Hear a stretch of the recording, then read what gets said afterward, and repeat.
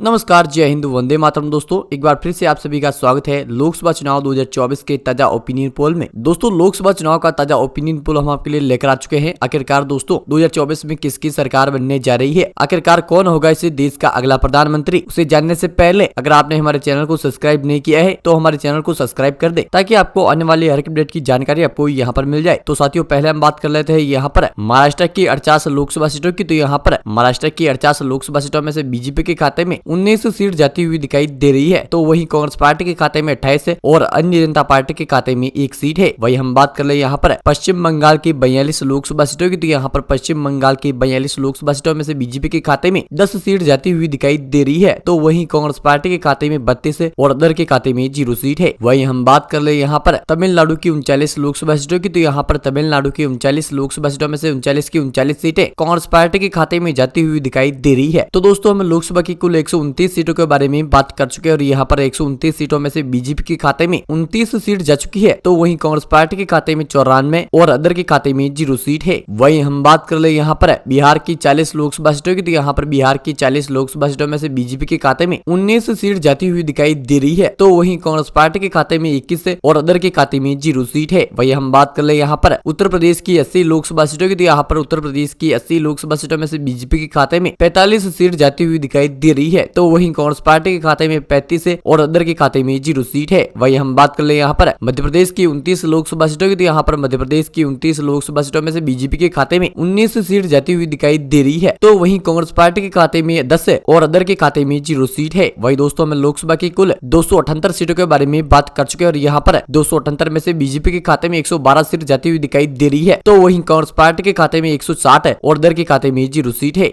वही हम बात कर ले यहाँ पर राजस्थान की 25 लोकसभा सीटों की। तो यहाँ पर राजस्थान की 25 लोकसभा सीटों में से बीजेपी के खाते में 13 सीट जाती हुई दिखाई दे रही है। तो वहीं कांग्रेस पार्टी के खाते में 12 और अदर के खाते में 0 सीट है। वही हम बात कर ले यहाँ पर कर्नाटक की 28 लोकसभा सीटों की। तो यहाँ पर कर्नाटक की 28 लोकसभा सीटों में से बीजेपी के खाते में 10 सीट जाती हुई दिखाई दे रही है। तो वहीं कांग्रेस पार्टी के खाते में 18 और अदर के खाते में 0 सीट है। वही हम बात कर ले यहाँ पर गुजरात की 26 लोकसभा सीटों की। तो यहाँ पर गुजरात की 26 लोकसभा सीटों में से बीजेपी के खाते में 20 सीट जाती हुई दिखाई दे रही है। तो वहीं कांग्रेस पार्टी के खाते में 6 और अदर के खाते में 0 सीट है। वही दोस्तों में लोकसभा के कुल 357 सीटों के बारे में बात कर चुके और यहाँ पर 357 में से बीजेपी के खाते में 155 सीट जा चुकी है। तो वहीं कांग्रेस पार्टी के खाते में 196 और अदर के खाते में 0 सीट है। वही हम बात कर ले यहाँ पर आंध्र प्रदेश की 25 लोकसभा सीटों की। तो यहाँ पर आंध्र प्रदेश की 25 लोकसभा सीटों में से बीजेपी के खाते में 1 सीट जाती हुई दिखाई दे रही है। तो वहीं कांग्रेस पार्टी के खाते में 6 और अदर के खाते में 18 सीट जाती हुई दिखाई दे रही है। वही हम बात कर ले यहाँ पर उड़ीसा की 21 लोकसभा सीटों की। तो यहाँ पर उड़ीसा की 21 लोकसभा सीटों में से बीजेपी के खाते में 3 सीट जाती हुई दिखाई दे रही है। तो वहीं कांग्रेस पार्टी के खाते में 4 और अदर के खाते में 0 सीट है। वही हम बात कर ले यहाँ पर केरल की 20 लोकसभा सीटों की। तो यहाँ पर केरल की 20 लोकसभा सीटों में से 20 की 20 सीट कांग्रेस पार्टी के खाते में जाती हुई दिखाई दे रही है। वही दोस्तों में लोकसभा की कुल 423 सीटों के बारे में बात कर चुके और यहाँ पर 423 सीटों में से बीजेपी के खाते में 159 सीट जा चुकी है। तो वहीं कांग्रेस पार्टी के खाते में 221 है और अदर के खाते में 31 सीट है। वही हम बात कर ले यहाँ पर तेलंगाना की 17 लोकसभा सीटों की। तो यहाँ पर तेलंगाना की 17 लोकसभा सीटों में से बीजेपी के खाते में 2 सीट जाती हुई दिखाई दे रही है। तो वहीं कांग्रेस पार्टी के खाते में 12 और अदर के खाते में 3 सीट है। वही हम बात कर ले यहाँ पर असम की 14 लोकसभा सीटों की। तो यहाँ पर असम की 14 लोकसभा सीटों में से बीजेपी और कांग्रेस पार्टी दोनों पार्टियों के खाते में 7 सीट जाती हुई दिखाई दे रही है और अदर के खाते में 0 सीट है। वही हम बात कर ले यहाँ पर झारखंड की 14 लोकसभा सीटों की। तो यहाँ पर झारखंड की 14 लोकसभा सीटों में से बीजेपी के खाते में 5 सीट जाती हुई दिखाई दे रही है। तो वहीं कांग्रेस पार्टी के खाते में 9 और अदर के खाते में 0 सीट है। वही दोस्तों में लोकसभा की कुल 468 सीटों के बारे में बात कर चुके और यहाँ पर 468 सीटों में से बीजेपी के खाते में 163 सीट जा चुकी है। तो वहीं कांग्रेस पार्टी के खाते में 249 है और अदर के खाते में 34 सीट है। वही हम बात कर ले यहाँ पर पंजाब की 13 लोकसभा सीटों की। तो यहाँ पर पंजाब की 13 लोकसभा सीटों में से बीजेपी के खाते में 3 सीट जाती हुई दिखाई दे रही है। तो वहीं कांग्रेस पार्टी के खाते में 10 है और अदर के खाते में 0 सीट है। वही हम बात कर ले यहाँ पर छत्तीसगढ़ की 11 लोकसभा सीटों की। तो यहाँ पर छत्तीसगढ़ की 11 लोकसभा सीटों में से बीजेपी के खाते में 6 सीट जाती हुई दिखाई दे रही है। तो वहीं कांग्रेस पार्टी के खाते में 5 है और अदर के खाते में 0 सीट है। वही हम बात कर ले यहाँ पर हरियाणा की 10 लोकसभा सीटों की। तो यहाँ पर हरियाणा की 10 लोकसभा सीटों में से बीजेपी और कांग्रेस पार्टी दोनों पार्टियों के खाते में 5 सीट जाती हुई दिखाई दे रही है और अदर के खाते में 0 सीट है। तो दोस्तों में लोकसभा के कुल 502 सीटों के बारे में बात कर चुके और यहाँ पर 502 सीटों में से बीजेपी के खाते में 187 सीट जा चुकी है। तो वही कांग्रेस पार्टी के खाते में 269 और अदर के खाते में 34 सीट है। वही हम बात कर ले यहाँ पर दिल्ली की 7 विधानसभा सीटों की। यहाँ पर दिल्ली की 7 विधानसभा सीटों में से बीजेपी के खाते में 2 सीट जाती हुई दिखाई दे रही है। तो वही कांग्रेस पार्टी के खाते में 5 और अदर के खाते में 0 सीट है। वही हम बात कर ले यहाँ पर जम्मू कश्मीर की 6 लोकसभा सीटों की, तो यहाँ पर जम्मू कश्मीर की 6 लोकसभा सीटों में से बीजेपी के खाते में 0 सीट है। यहाँ पर 6 की 6 सीटें कांग्रेस पार्टी के खाते में जाती हुई दिखाई दे रही है और अदर के खाते में भी 0 सीट है। वही हम बात कर ले यहाँ पर उत्तराखंड की 5 लोकसभा सीटों की, तो यहाँ पर उत्तराखंड की 5 लोकसभा सीटों में से बीजेपी के खाते में 3 सीट जाती हुई दिखाई दे रही है, तो वही कांग्रेस पार्टी के खाते में 2 और अदर के खाते में 0 सीट है। वही दोस्तों में लोकसभा के कुल 520 सीटों के बारे में बात कर चुके, यहाँ पर 520 में से बीजेपी के खाते में 197 सीट जा चुकी है, तो वही कांग्रेस पार्टी के खाते में 277 और अदर के खाते में 34 सीट है। वही हम बात कर ले यहाँ पर हिमाचल की 4 लोकसभा सीटों की, तो यहाँ पर हिमाचल की 4 लोकसभा सीटों में से बीजेपी के खाते में 1 सीट जाती हुई दिखाई दे रही है, तो वही कांग्रेस पार्टी के खाते में 3 और अदर के खाते में 0 सीट है। वही हम बात कर ले यहाँ पर गोवा की 2 लोकसभा सीटों की, तो यहाँ पर गोवा की 2 लोकसभा सीटों में से दोनों पार्टी को एक एक सीट मिलती हुई दिखाई दे रही है और अदर के खाते में 0 सीट है। वही हम बात कर ले यहाँ पर अरुणाचल प्रदेश की, तो यहाँ पर अरुणाचल प्रदेश की 2 लोकसभा सीटें हैं, 2 में से यहाँ पर दोनों पार्टियों के खाते में एक एक सीट जाती हुई दिखाई दे रही है। वही दोस्तों में लोकसभा की कुल 528 सीटों के बारे में बात कर चुके और यहाँ पर 528 सीटों में से बीजेपी के खाते में 201 सीट जा चुकी है, तो वही कांग्रेस पार्टी के खाते में 282 और अदर के खाते में 34 सीट है। वही हम बात कर ले यहाँ पर सिक्किम की 1 लोकसभा सीट की, तो यहाँ पर ये सीट है बीजेपी के खाते में जाती हुई दिखाई दे रही है। वही हम बात कर ले यहाँ पर नागालैंड की 1 लोकसभा सीट की, तो यहाँ पर ये सीट कांग्रेस पार्टी के खाते में जाती हुई दिखाई दे रही है। वही हम बात कर ले यहाँ पर मिजोरम की 1 लोकसभा सीट की, तो यहाँ पर ये सीट कांग्रेस पार्टी के खाते में जाती हुई दिखाई दे रही है। वही हम बात कर ले यहाँ पर केंद्र शासित प्रदेश की 6 लोकसभा सीटों की, तो यहाँ पर केंद्र शासित प्रदेश की 6 लोकसभा सीटों में से दोनों पार्टियों के खाते में 3-3 सीट जाती हुई दिखाई दे रही है और अदर के खाते में 0 सीट है। वही दोस्तों में लोकसभा की कुल 543 सीटों के बारे में बात कर चुके और यहाँ पर 543 सीटों में से बीजेपी के खाते में 207 सीट जा चुकी है, तो वही कांग्रेस पार्टी के खाते में 291 और अदर के खाते में 34 सीट है। तो दोस्तों हमारे लोकसभा सर्वे पर आपकी क्या राय है, हमें कमेंट करके जरूर बताएं और अभी तक आपने हमारे चैनल को सब्सक्राइब नहीं किया है तो हमारे चैनल को सब्सक्राइब कर दे ताकि आपको आने वाले हर अपडेट की जानकारी आपको यहाँ पर मिल जाए।